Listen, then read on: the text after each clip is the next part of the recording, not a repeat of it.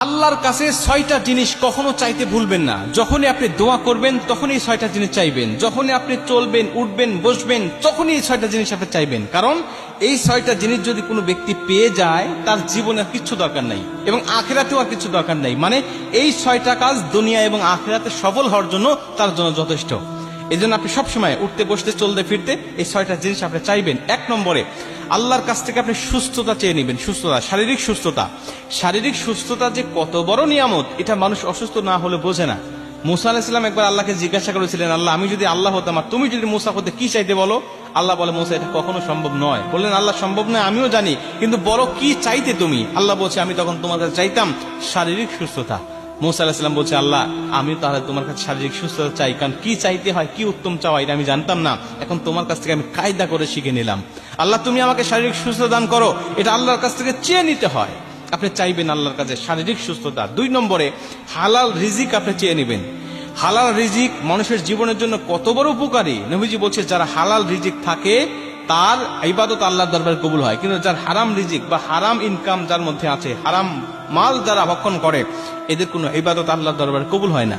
আর হালাল রিজিক দুনিয়াতেও মানুষকে সুখময়, শান্তিময় জীবন দেয় এবং পরকালেও আল্লাহ পাকের জান্নাত পেয়ে যায়। এজন্য হালাল রিজিক ইনকাম করার চেষ্টা করতে হবে এবং আল্লাহর কাছ থেকে চেয়ে নিতে হবে। এটা হলো 2 নম্বর। 3 নম্বরে একটা নিরাপদ বাসস্থান আল্লাহর কাছ থেকে চেয়ে নিবে। নিরাপদ বাসস্থান কেন বলছি?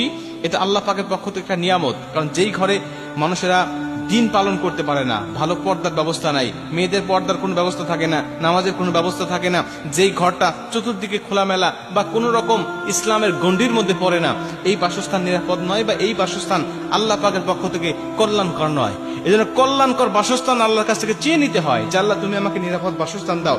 কারণ দুনিয়াতে থাকতে গেলে, দুনিয়াতে চলতে গেলে একটা নিরাপদ বাসস্থান মানুষের মৌলিক চাহিদার মধ্যে পড়ে এবং এটা খুব প্রয়োজনীয় একটা বিষয়। 4 নম্বরে নেককার স্বামী অথবা স্ত্রী। সে যদি মেয়ে হয় তাহলে নেককার স্বামী চেয়ে নিবে, সে যদি ছেলে হয় তাহলে নেককার একজন স্ত্রী চেয়ে নিবে। কারণ নেককার স্বামী স্ত্রী যার কপালে পড়ে, যার থাকে, তার দুনিয়াটাও জান্নাতি সুখ মনে হয় এবং কিয়ামতের ময়দানেও সে জান্নাতে যাওয়ার জন্য তার জন্য সহজ হয়ে যায়। কারণ নেককার স্ত্রী সর্বসময় স্বামীকে দিনের পথে চলতে সাহায্য করে। নেককার স্বামী তার স্ত্রীকে দিনের পথে চলতে সাহায্য করে। আর বদকার স্বামী স্ত্রী তারা নিজেরাও বদকার, নিজেরাও জাহান্নামের পথে হাঁটে এবং তার জীবন সঙ্গীকেও জাহান্নামের পথেই সর্বসময় ধাবিত করে। এজন্য নেককার স্বামী স্ত্রী চেয়ে নিবেন। এটা আল্লাহ পাকের পক্ষ থেকে বিশাল একটা নিয়ামত। যার নেককার স্বামী স্ত্রী আছে তার দুনিয়াটাই জান্নাতি সুখ এবং শান্তিময় হয়ে যায়। এটা হলো 4 নম্বর। 5 নম্বরে নেককার সন্তান। ভাই, নেককার সন্তান যে একটা মানুষের জন্য কত বড় প্রয়োজন, যার বদকার সন্তান আছে তার কাছে গিয়ে জিজ্ঞাসা করবেন। নেককার সন্তান দুনিয়ার জমিনে বাবা মার মুখ উজ্জ্বল করে এবং কিয়ামতের ময়দানে নেককার সন্তান বাবা মাকে নিয়ে জান্নাতে চলে যায়।